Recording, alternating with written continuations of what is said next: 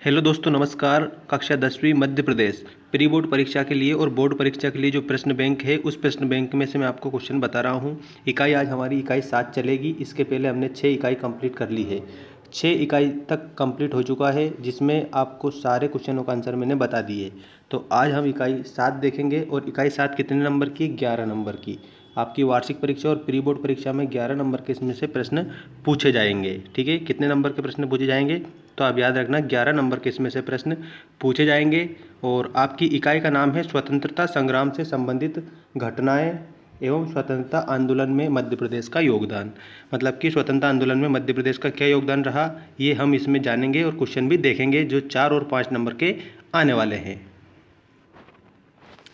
तो दोस्तों, चलिए स्टार्ट कर लेते हैं। और चैनल को अगर सब्सक्राइब नहीं किया है तो चैनल को ज़रूर सब्सक्राइब कर लें, क्योंकि आने वाली जो अपडेट है आपको तभी प्राप्त हो पाएगी। पहला प्रश्न देख लीजिए। दीर्घ उत्तरीय प्रश्न, शब्द सीमा 120 से लेकर 150 शब्द। मतलब कि 120 से लेकर 150 शब्द में आपको इसका उत्तर लिखना है। इकाई 7 है, इसको मैं जूम कर रहा हूँ। पहला प्रश्न है, स्वतंत्रता संग्राम के इतिहास में 1929 के लाहौर अधिवेशन का क्या महत्व है? मतलब कि आपको बताना है लाहौर अधिवेशन का महत्व और 1929 का लाहौर अधिवेशन। तो चलिए इसका उत्तर देख लेते हैं। कांग्रेस का 44वां अधिवेशन 1929 में लाहौर में हुआ था। याद रखना, कौन सा अधिवेशन था? 44वां अधिवेशन था। कहाँ पर हुआ था? लाहौर में हुआ था। इस अधिवेशन के अध्यक्ष पंडित जवाहरलाल नेहरू थे। याद रखना, लाहौर अधिवेशन के अध्यक्ष कौन थे? पंडित जवाहरलाल नेहरू। अपने इसी अधिवेशन में कांग्रेस ने पूर्ण स्वराज की मांग का प्रस्ताव रखा था। अब प्रश्न देखिए कि जो पूर्ण स्वराज की मांग का जो प्रस्ताव है किस अधिवेशन में रखा? तो लाहौर अधिवेशन में रखा। और लाहौर अधिवेशन कब हुआ था? 1929 में हुआ था। ठीक है। और इसके अध्यक्ष कौन थे? पंडित जवाहरलाल नेहरू थे। स्वतंत्रता प्राप्ति के लिए सविनय अवज्ञा आंदोलन शुरू करने का निर्णय भी लिया गया। ये भी निर्णय लिया गया कि हर वर्ष 26 जनवरी का दिन संपूर्ण भारत में स्वतंत्रता दिवस के रूप में मनाया जाए। कौन सा? 26 जनवरी, मतलब जो स्वतंत्रता दिवस। ठीक है। और 26 जनवरी का दिन, और इसके बाद में इस प्रकार 26 जनवरी 1930 को स्वतंत्रता दिवस के रूप में मनाया गया था। कब मनाया गया था? याद रखना, 26 जनवरी 1930 को स्वतंत्रता दिवस के रूप में मनाया गया था। और किस अधिवेशन के कारण? लाहौर अधिवेशन के कारण, 1929 के कारण। समझ रहे हैं आप अच्छे से? इसके बाद में देखिए, इसके मनाए जाने से जन साधारण में एक बड़ा जोश पैदा हो गया और पूर्ण स्वराज संदेश घर घर पहुंच गया। इसी कारण लाहौर अधिवेशन का भारतीय इतिहास में महत्वपूर्ण स्थान है। अच्छा, पूर्ण स्वराज का मतलब क्या होता है? पूर्ण स्वतंत्रता। क्या होता है? पूर्ण स्वतंत्रता। तो पूर्ण स्वतंत्रता का जो चर्चा है, संदेश है, वो घर घर पहुंच गया था। और इसी कारण से भारतीय इतिहास में इस लाहौर अधिवेशन का महत्व है। तो ये लाहौर अधिवेशन वाला प्रश्न कंप्लीट होता है। अब हम देखते हैं दूसरा प्रश्न, असहयोग आंदोलन से आप क्या समझते हैं? ठीक है, असहयोग आंदोलन से आप क्या समझते हैं? और असहयोग आंदोलन का महत्व भी मैं इसमें आपको बताऊंगा। दूसरा प्रश्न है, ये 2019 में पूछा गया था।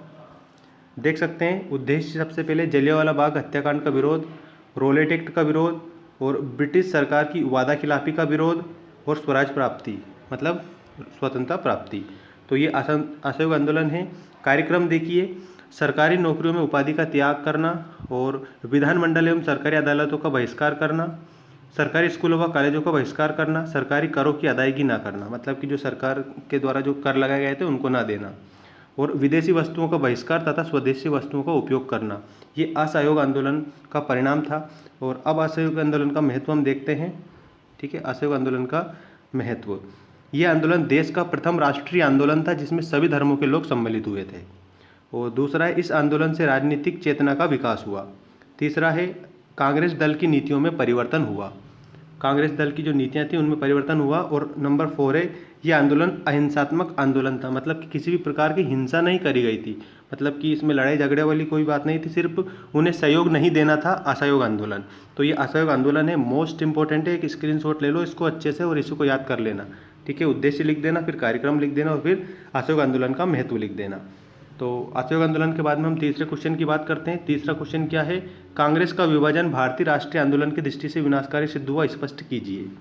कांग्रेस का विभाजन भारतीय राष्ट्रीय आंदोलन की दृष्टि से विनाशकारी सिद्ध हुआ, स्पष्ट करना है। तो चलिए उत्तर देखते हैं। कांग्रेस का अधिवेशन 1907 में नागपुर में होना था, किंतु बाद में इसका स्थान बदलकर सूरत कर दिया गया। उग्र राष्ट्रवादी सूरत अधिवेशन के लिए लाला लाजपत राय अध्यक्ष बनाना चाहते थे, किंतु उदारवादियों ने रास बिहारी बोस को अधिवेशन का अध्यक्ष बना दिया। किसने? उदारवादियों ने। और जो गरम दल के नेता थे वो किसको बनाना चाहते थे? लाला लाजपत राय को अध्यक्ष बनाना चाहते थे। लेकिन नरम दल के नेताओं ने किसे बना दिया? रास बिहारी बोस को बना दिया। यहीं से उग्र राष्ट्रवादियों का विरोध शुरू हो गया। तो उदारवादियों एवं उग्र राष्ट्रवादियों के बीच तनाव इतना बढ़ गया कि उदारवादियों ने उग्र राष्ट्रवादियों को कांग्रेस से निष्कासित कर दिया और सूरत अधिवेशन की घटना ने कांग्रेस के उदारवादी और उग्र राष्ट्रवादी नेताओं को सोचने पर विवश कर दिया। किंतु दोनों पक्षों के कुछ नेताओं ने को मतभेद समाप्त करने पर एकमत नहीं हुए थे। ठीक है, जब एकमत नहीं हुए जिसके कारण अंततः कांग्रेस का विभाजन हो गया, जिसे सूरत की फूट कहा जाता है। अच्छा, सूरत की फूट किसे कहा जाता है? तो कांग्रेस विभाजन को सूरत की फूट कहा जाता है, ध्यान रखेंगे आप सभी। कांग्रेस का ये विभाजन भारतीय राष्ट्रीय आंदोलन की दृष्टि से विनाशकारी सिद्ध हुआ और सरकार ने इसे अपनी जीत के रूप में लिया था। किसने अपनी जीत के रूप में लिया था? सरकार ने। तो ये कांग्रेस का विभाजन भारतीय राष्ट्रीय आंदोलन की दृष्टि से विनाशकारी सिद्ध हुआ, स्पष्ट करना है। तो ये यहाँ से लेकर के, ठीक है, तो ये यहाँ तक आपको एक अच्छे से स्क्रीनशॉट लेके इसको भी आप याद कर सकते हैं। इसके बाद में चौथा क्वेश्चन मैं आपको बता रहा हूँ। चौथा क्वेश्चन आपका इस प्रकार है, क्रांतिकारी आंदोलनों का भारत की स्वतंत्रता ने इतिहास में महत्व स्पष्ट कीजिए। मतलब कि जो क्रांतिकारी आंदोलन थे ना, उसका भारत की जो स्वतंत्रता है उसमें क्या महत्व है, भारत के स्वतंत्रता का इतिहास में क्या महत्व है, ये समझेंगे। उत्तर देखिए आप, ब्रिटिश सरकार की प्रतिक्रियावादी नीति के परिणाम स्वरूप 19वीं शताब्दी के अंतिम दशक में भारत में क्रांतिकारी राष्ट्रवाद का उदय हुआ। क्रांतिकारियों का विश्वास था कि अहिंसा और वैधानिक साधनों द्वारा राजनीतिक अधिकार प्राप्त नहीं किए जा सकते। ठीक है, ऐसा विश्वास था उनका। क्रांतिकारी मानते थे कि हिंसा और भय दिखाकर स्वराज्य स्वशासन प्राप्त किया जा सकता है। मतलब कि डर दिखाकर हम स्वतंत्रता प्राप्त कर सकते हैं, ऐसा उनका मानना था क्रांतिकारियों का। और वे मातृभूमि को तत्काल विदेशी बंधन से मुक्त कराना चाहते थे। सरकार ने उग्र राष्ट्रवादियों का कठोरता के साथ दमन किया, मतलब कि उनका विनाश किया। सैकड़ों क्रांतिकारियों को फांसी पर लटका दिया, सैकड़ों को आजीवन कैद के लिए जेल में डाल दिया गया। इसके चलते धीरे धीरे आंदोलन शिथिल होता गया, मतलब कि नरमा गया आंदोलन। ठीक है, शिथिल होता गया मतलब नरमा गया। लेकिन भारतीय स्वतंत्रता आंदोलन के इतिहास में क्रांतिकारी आंदोलन का विशेष महत्व है। क्रांतिकारियों के त्याग और बलिदान ने युवाओं में प्रेरणा का काम किया। क्रांतिकारियों के रक्त से राष्ट्रीयता और देशभक्ति की भावना जागृत हुई, जिसका भारत की स्वतंत्रता में महत्वपूर्ण स्थान है। तो ये क्वेश्चन नंबर 4 कंप्लीट होता है आपका। देख सकते हैं आप, क्वेश्चन नंबर 4 यहाँ तक है, अच्छे से ध्यान रखेंगे आप इसका। और अब इसके बाद में क्वेश्चन नंबर 5 बताऊंगा। क्वेश्चन नंबर 5 क्या है? भारत की स्वतंत्रता में आज़ाद हिंद फौज की भूमिका को समझाइए।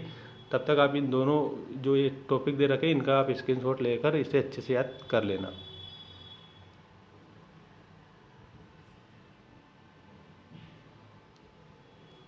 ठीक है,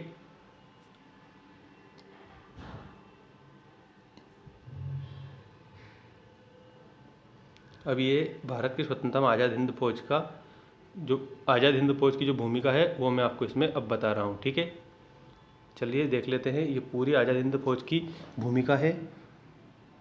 जितना आपको याद हो जाए उतना आप लिख देना, ज़्यादा मतलब कि हो सकता है, जैसे मान लीजिए यहाँ तक याद हो गया, इसके बाद में यहाँ से लेकर के तो ये यहाँ तक भी आप याद कर सकते हैं। चलिए समझ लें इसे पहले अच्छे से। भारत की स्वतंत्रता में आज़ाद हिंद फौज की भूमिका निम्नलिखित प्रकार से है। जापानियों द्वारा ब्रिटिश सेना के अनेक सैनिक युद्ध में बंदी बना लिए गए थे। मतलब कि जो जापान के जो सैनिक थे उन्होंने अंग्रेजों को बंदी बना लिया। उनमें एक सैनिक अधिकारी कैप्टन मोहन सिंह थे, जिन्होंने भारतीय युद्ध बंदियों को संगठित कर फरवरी 1942 में आज़ाद हिंद फौज की स्थापना की थी। इस फौज की स्थापना का उद्देश्य भारत की मुक्ति के लिए संघर्ष करना था। सुभाष चंद्र बोस 1943 में जापान पहुंचे तो रास बिहारी बोस ने आज़ाद हिंद फौज के संचालन का कार्य उनको सौंप दिया। सुभाष चंद्र बोस ने आज़ाद हिंद फौज का नेतृत्व संभालने के पश्चात घोषणा की, ठीक है, ईश्वर के नाम पर मैं पवित्र शपथ लेता हूं कि भारत और उसके 38 करोड़ लोगों को स्वतंत्र कराऊंगा और मैं इस पवित्र युद्ध को अपने जीवन के अंतिम सांस तक जारी रखूंगा। ये किसने कहा था? ये कहा था सुभाष चंद्र बोस ने। क्या कहा था? ईश्वर के नाम पर मैं पवित्र शपथ लेता हूं कि मैं भारत और उसके 38 करोड़ लोगों को स्वतंत्र कराऊंगा और मैं इस पवित्र युद्ध को अपने जीवन के अंतिम सांस तक जारी रखूंगा। इसके अतिरिक्त सुभाष चंद्र बोस ने दिल्ली चलो का नारा भी दिया।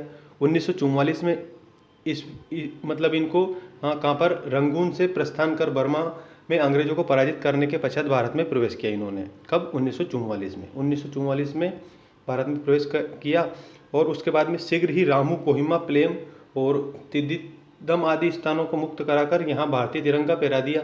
और इसके बाद में अप्रैल 1944 में आज़ाद हिंद फौज ने इम्फाल को घेर लिया, परंतु वर्षा के आधिक्य और रसद की कमी के कारण उन्हें लौटना पड़ा था। और मई 1944 में जर्मनी और जापान की स्थिति कमज़ोर होने लगी थी। आज़ाद हिंद फौज अभाव और निराशा की मन स्थिति में बिखरने लगी। यद्यपि सुभाष चंद्र बोस ने सेना में पुनः जोश भरने का प्रयास किया, परंतु वे असफल रहे। इस प्रकार भारत को आज़ाद कराने का उनका उद्देश्य पूरा ना हो सका। लेकिन आज़ाद हिंद फौज की गतिविधियों ने भारत में साम्राज्यवादी विरोधी संघर्ष को सशक्त बनाया। भारत की नौसेना तथा वायुसेना को शासन के विरुद्ध विद्रोह करने की प्रेरणा मिली। वास्तव में आज़ाद हिंद फौज ने ब्रिटिश साम्राज्य के पतन की प्रतिक्रिया और प्रक्रिया को अधिक तीव्र कर दिया था। इसलिए भारत के इतिहास में जो आज़ाद हिंद फौज है उसकी महत्वपूर्ण भूमिका है दोस्तों। तो ये जो पूरा आपको दिख रहा है स्क्रीन पर, इस सभी का आप एक स्क्रीनशॉट ले लें। लास्ट क्वेश्चन था ये। इसके बाद में अगले वीडियो में आपको मोस्ट इंपॉर्टेंट क्वेश्चन बताऊंगा जो कि आपके क्वेश्चन बैंक से पूछे गए हैं। ठीक है दोस्तों, मिलते हैं नेक्स्ट वीडियो में। चैनल को सब्सक्राइब नहीं किया है तो चैनल को ज़रूर सब्सक्राइब कर लेना।